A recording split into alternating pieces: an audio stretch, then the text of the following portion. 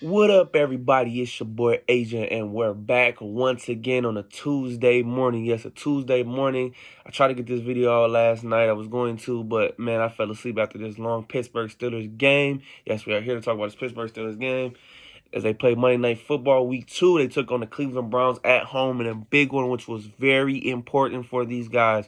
Man, what a crazy game. The Steelers pulled this one out 26-22 in a crazy division game. And I expect nothing else, especially against Cleveland, or rather it be Baltimore or Cincinnati. But they were able to pull it out. A lot of things went their way. A lot of things they did. They made some plays. Man, it was a crazy game. Let's start off with the game. First play of the game, Deshaun Watson throws it. Minka's in there, gets it batted down. Alex Highsmith's able to intercept it and take it to the crib to get the boys up 7-zip. And then it was a crazy first quarter. 4 combined turnovers in that first quarter. Man, how wild.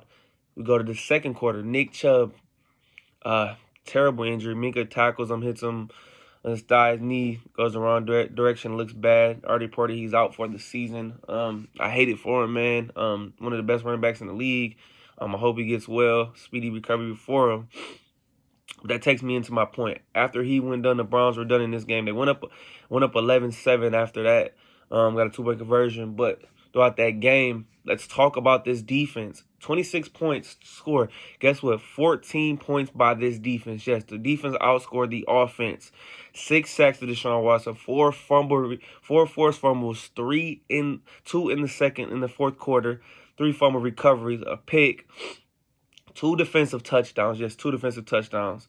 That's more than the offense. And they sealed the game, so they was able to get the win. Cleveland had the ball. TJ Watt gets the fumble recovery after Alex Highsmith strip sack, recovers it for a touchdown, first career touchdown. Steelers take the lead 26-22 and they end up holding off late in that game with Joey Porter Jr.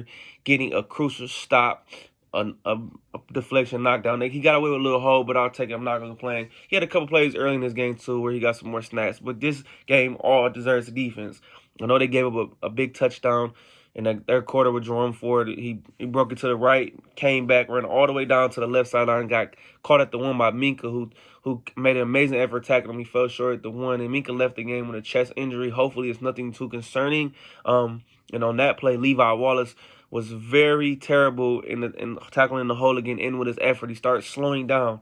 Made some plays. He was getting cooked again last night. He made one big play in the fourth quarter, but this has not been a good start for Levi Wallace and some of these corners, man. But I think Steelers did a pretty good job with Deshaun Watson. I know he's making a lot of money in Cleveland, but I will say definitely the Steelers did a great job. And shout out to this defense. Like I said, they carried us to this win and they got us this W.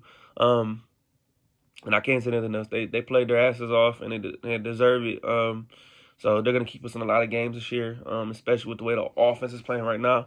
And we're going to transition to this offense. It was not a good performance. Once again, didn't look much better this week against Cleveland as they did against 49ers. Kenny was 15 for 30, 222, a touchdown, and an interception. Took 2 sacks. The touchdown was a long pass to George Pickens. He was down in the middle of the field, ran for 71 yards.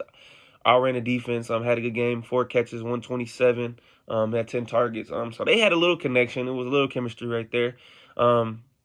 Najee in the running game, not so great. Late in that fourth quarter, late in that second half, Steelers had a great job. Najee had 2 great runs, both great, 20 yards, 15 yards. And then Matt Canada decides to call a reverse play to Calvin Austin.